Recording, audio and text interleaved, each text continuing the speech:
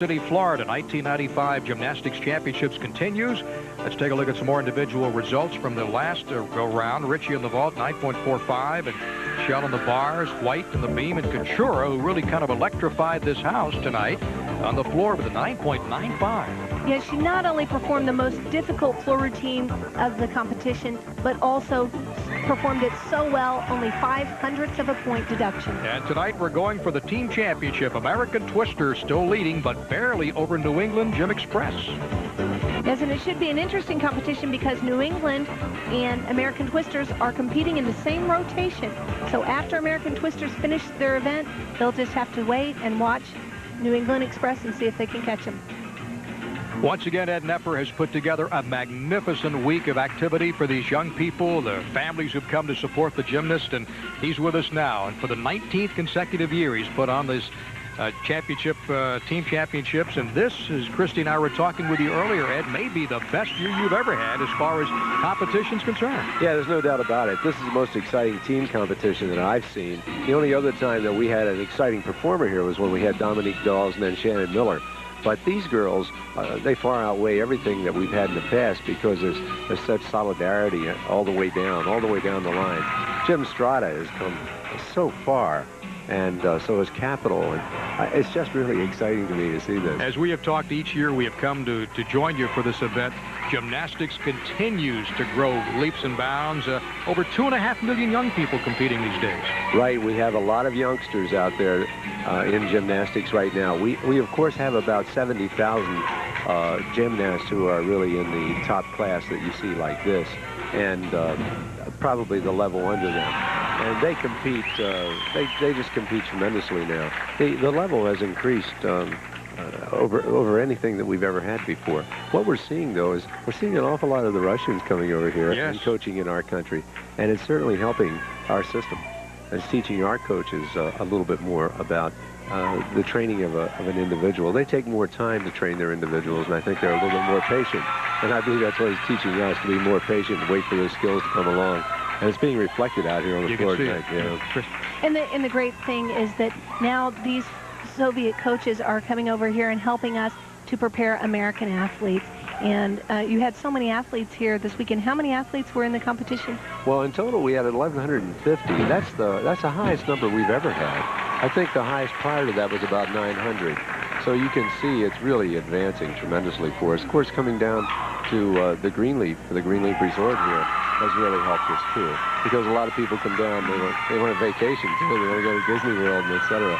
But a lot of children qualified this year. I think the qualification process perhaps was a little bit more difficult, but we seem to attain more people. I don't know why. This meet is turning into a spawning ground of new talent for the United States, and a real place for us to find our future stars. Yeah, I think what you're seeing here tonight is you're going to see some of the children that are going to be, of course, in the trials in 1996, but I think we're looking more at the year 2000 for children like Brion and etc. I believe those children are going to really carry us into the new century. Ed, let's get back to the competition. Thanks so much. Gail Couture standing by. Only thing missing is Jeff. He'll be with us next year. Jeff will be here next year. Thanks, Ed, very much. Ed Nepper, Executive Director, USAIGC, and again putting on a magnificent week of competition and activities here in Haines City, Florida. Let's get back to the action now as Gail Couture is standing by to perform on the vault. This is a new vault for Gail. She's performing a Yurchenko entry named after the Soviet gymnast Natalia Yurchenko, who first performed this vault over a decade ago. The gymnast performs a round off onto the board, back handspring onto the horse, and then Gail is going to do a half-turn layout front somersault out of it. In this competition, this vault will be rated at a 10.0, which means that if Gail performs it well, and we know that she can, that she could have a perfect score here. And we saw her moments ago, and she really put on something for performance on the floor exercises. That was an outstanding vault, beautiful body posture. She did have a step on the landing so that we know that she won't get a perfect score, but for the first time to compete that is just an excellent debut of a brand new vault. Christy, you like her, don't you? The whole style I do like her. I like her. She just came out of nowhere, and, you know, she's not only a terrific gymnast, but a delightful child. You know, we talked to her earlier today, and I'm happy to see this kind of athlete coming up. You know, she's strong, and she's a good representative for gymnastics. And she really admires the talents of Nadia Komadic and Zim Zamaskul. Yes, Gil told me that she's been watching the U.S. team and dreaming of being on the team, and now she's ranked #1 in the United States. That was actually a beautiful vault. If you look at her vault in the slow motion, you'll see that the vault is actually perfect. She does the round off, back handspring on, half turn, lay out front. You see that she's perfectly stretched. Her legs are together, her toes are pointed, but she actually had too much rotation. She really has a shot at the Olympic team, doesn't she? You know, she would, except that Gail is not age eligible for the 1996 Olympics. She's the #1 ranked junior in the country, but you must be turning 15 the year of the Olympics, and Gail will only be turning 14. So next year. The next year, the World Championships in '97, and certainly in the year 2000. Kathy Burke from Jim B's Gymnastics you're looking at now, and Kathy is 17. We talked with her earlier and asked her if she had any advice to give to other young gymnasts around the country. You can do anything you put your mind to, and this is just another obstacle in life, so go for it. She's set to go for it on the uneven bars. Kathy Burke from Capital Gymnastics. I'm sorry, from Jim B's Gymnastics. Of Michigan. She's been a member of the Jim B's since the age of 3. One of the nice things about Kathy, she's so pleased that she's going on to the University of Michigan with a scholarship in gymnastics. And the unique thing about Kathy is she has been with the same coaches, the same club, since she was 3 years old. Now she's ready to go to college. Beautiful reverse head, unbelievable height. That is by far the biggest release move we've seen in the competition. Then she performed a Ginger, which is another one of the big release moves. However, she did separate her legs, which will be a deduction.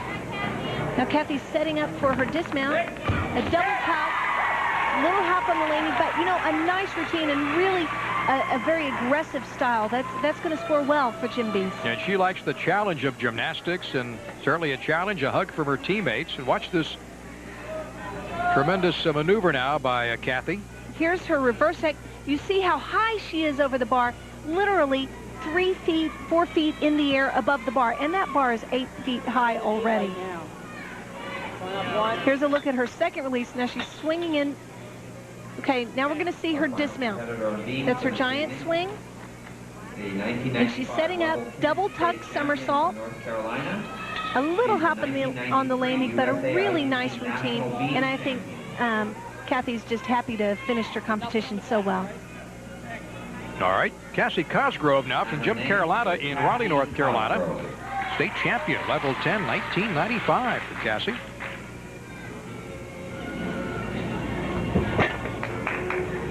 She'll work on the beam. Cassie has an aggressive style on the balance beam.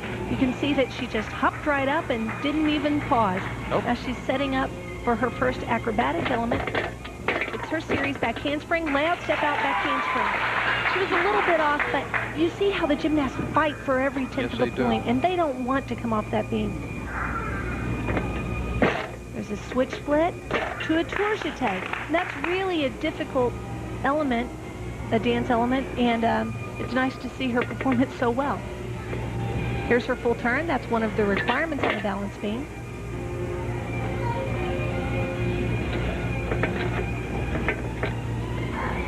That's an unusual little move. She does a back hip circle around the beam as if it were an uneven bar. Graceful performer, isn't she?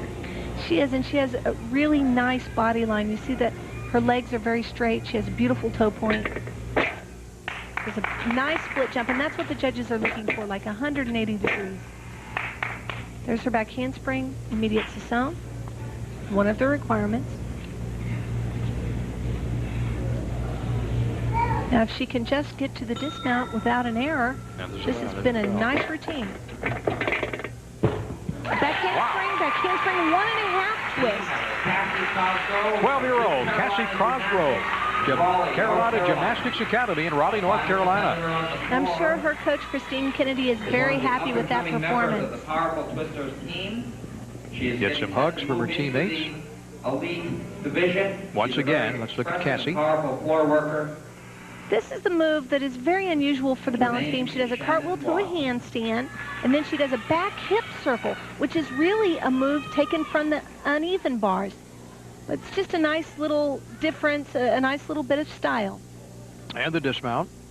Here's her dismount. It's back handspring, into a 1.5 twist. And you see how she lands facing away from the balance Yes. beam. That's actually a very difficult landing because, again, she cannot see the floor when she's landing.